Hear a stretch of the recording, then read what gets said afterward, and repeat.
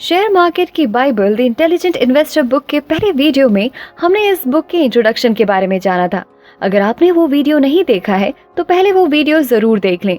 Video का link इस video के डिस्क्रिप्शन में है।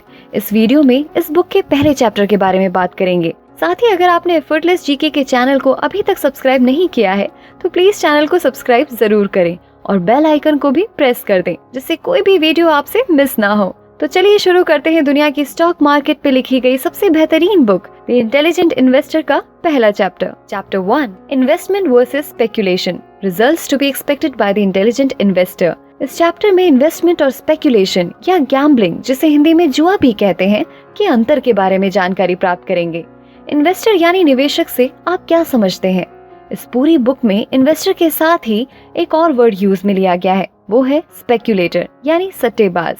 एक इन्वेस्टर केवल वो इंसान नहीं जो कोई भी स्टॉक खरीदता है और बेचता है। एक इन्वेस्टर वो होता है जो अच्छी तरह स्टडी करने के बाद और प्रॉपर प्लान बनाकर स्टॉक सिलेक्ट करता है। बेंजामिन ग्राहम की 1934 में I book the security analysis में इन्वेस्टर और स्पेक्यूलेटर दोनों के बीच अंतर बताया था। इस बुक के अनुसार इन्वेस्टमेंट की डेफिनेशन है, An investment operation is one which upon thorough analysis promises safety of principal and an adequate return. Operations not meeting these requirements are speculative. इस डेफिनेशन के अनुसार इन्वेस्टमेंट में 3 चीजों का होना जरूरी है। पहली है एनालिसिस यानी विश्लेषण। बिना सोचे समझे कभी भी पैसा लगाना इन्वेस्टमेंट नहीं है। इन्वेस्टमेंट वो है जिसमें आप अच्छे से जान रहे हैं कि आप कहाँ पैसा लगा रहे हैं। शेयर मार्केट में पैसा लगाते टाइम कंपनी के बारे में अच्छी तरह जानकारी ले लेनी चाहिए। कंपनी क्या बिजनेस करती है, कंपनी के प्रमोटर कौन है, कंपनी के मैनेजमेंट में कौन है, साथ ही कंपनी के शेयर ने अब तक लोगों को कितना मुनाफा कमा कर दिया है।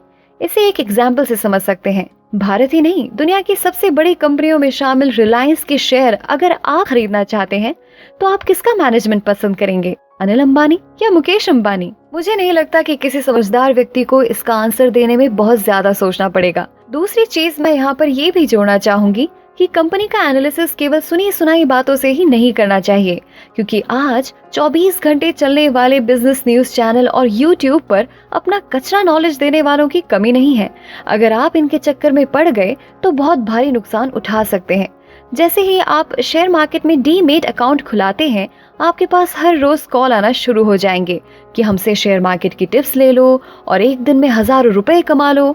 अब एक दिन में हजारों रुपए कमा सकते हैं तो वो खुद क्यों नहीं कमा लेते हैं? इसे मैं खुद के एग्जाम्पल से समझाना चाहूंगी। एक बार मैंने एक टीवी चैनल में एक नामी एक्सपर्ट की राय सुनी, जिन्होंने बताया कि HCC यानी हिंदुस्तान कंस्ट्रक्शन कंपनी का शेयर अभी खरीद लेना चाहिए, क्योंकि वो अभी 42 रुपए से 36 रुपए पर आ गया है।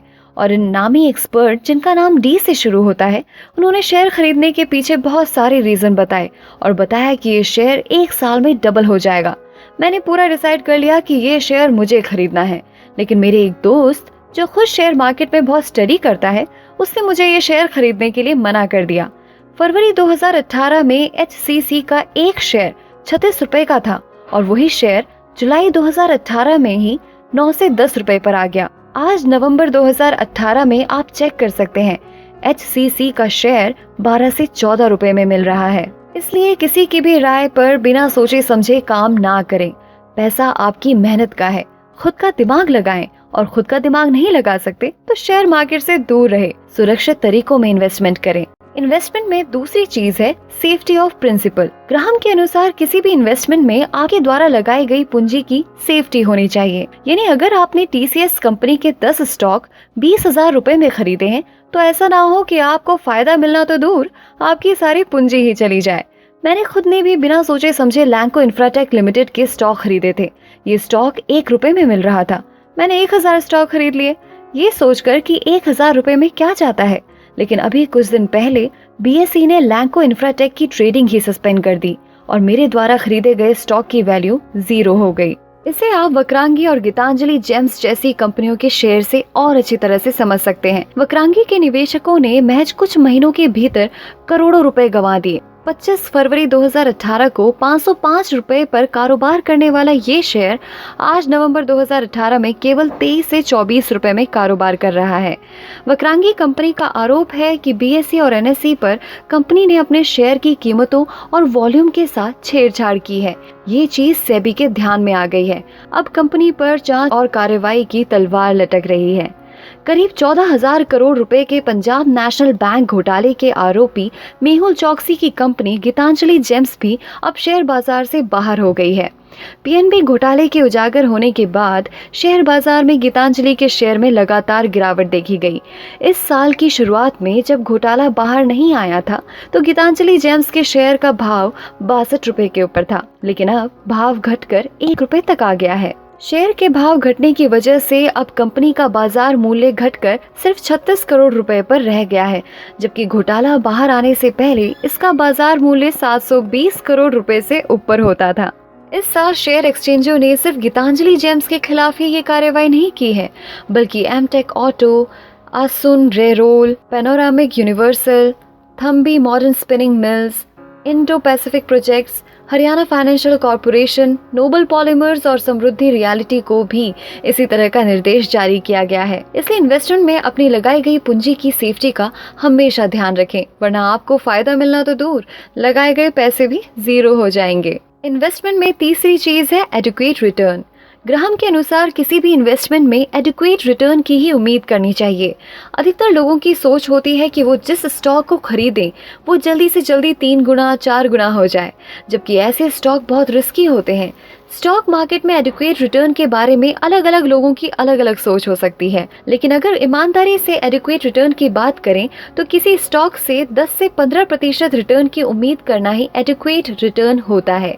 आपने देखा होगा कि बहुत सारे चिटफंड कंपनियां लोगों के करोड़ों रुपए लेकर फरार हो जाती हैं, क्योंकि लोग वहां इन्वेस्ट करते टाइम ग्राहम की एडवाइस का इस्तेमाल नहीं करते और लालच में आ जाते हैं। इसलिए केवल स्टॉक मार्केट में ही नहीं, कभी भी पैसा इन्वेस्ट करते टाइम एडिक्वेट रिटर्न के प्रिंसिपल को ही फॉलो करें, कभी भी लालच में ना आए। इन 3 पॉइंट से आप इन्वेस्टमेंट और स्पेकुलेशन में अंतर समझ गए होंगे। एक टेबल के द्वारा इसे और अच्छी तरह से समझते हैं। अगर आप इन्हें समझ लेंगे तो आप शेयर मार्केट में बड़े बड़े नुकसानों से बच सकते हैं। पहला मीनिंग, इन्वेस्टमेंट।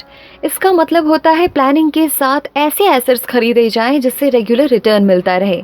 स्पेकुलेशन, ये बिना किसी प्लानिंग के फाइनेंशियल ट्रांजैक्शन होता है जिसमें लक पर उम्मीद की जाती है कि बहुत ज्यादा प्रॉफिट मिले। दूसरा ड्यूरेशन, इन्वेस्टमेंट। निवेशक लंबे समय तक स्टॉक को अपने पास रखता है। वॉरेन बफे के अनुसार किसी स्टॉक को कम से कम 3 साल के लिए खरीदना चाहिए। स्पेकुलेशन, स्पेकुलेटर्स थोड़े टाइम के लिए स्टॉक को खरीदता है और जल्दी से जल्दी बेचना चाहता है। तीसरा है इनकम। इन्वेस्टर्स अपनी इन्वेस्टमेंट से मिलने वाले इंटरेस्ट से इनकम करता है, जबकि स्पेकुलेटर्स स्टॉक को बार बार बेच और खरीद कर इनकम की उम्मीद करता है। चौथा है रिस्क बेयरिंग। इन्वेस्टर्स की रिस्क लेने की कैपेसिटी कम और लिमिटेड होती है, जबकि स्पेकुलेटर्स बहुत ज्यादा रिस्क लेते हैं। पांचवा फंड। इन्वेस्टर्स खुद के पैसे का इस्तेमाल करता है, जबकि स्पेकुलेटर्स उधार लेकर पैसे मार्केट में लगाता है। छठा है कॉन्सेंट्रेट्स ऑन। इन्वेस्टर्स इन्वेस्टमेंट से होने वाली स्टेबल इनकम पर कंसंट्रेट होता है। स्पेकुलेटर्स बेहद अनिश्चित प्रॉफिट्स पर कंसंट्रेट होता है। बिहेवियर।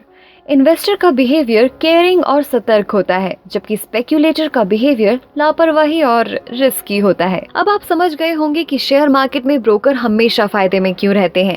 उन्हें इससे कोई मतलब नहीं होता कि मार्केट ऊपर गया कि नीचे गिरा, क्योंकि जब भी आप इन्वेस्ट की जगह स्पेकुलेशन करके ट्रेड करते हैं तो आप ब्रोकर के लिए पैसा बनाते हैं।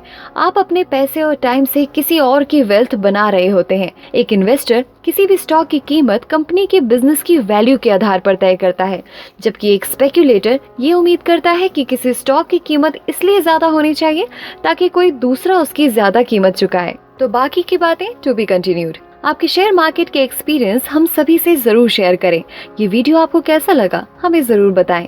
अगर आप इन्वेस्टिंग और शेयर मार्केट में इंटरेस्ट रखते हैं, साथ ही आपकी इंग्लिश अच्छी है, तो आपको ये बुक जरूर खरीदनी चाहिए। इस बुक का लिंक इस वीडियो के डिस्क्रिप्शन में है। इसके साथ ही अगर आपको इस वीडियो में कुछ समझ ना आए तो आप कमेंट्स बॉक्स में पूछ सकते हैं।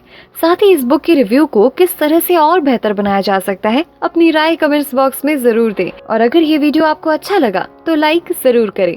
तो मिलते हैं एक नए वीडियो के साथ।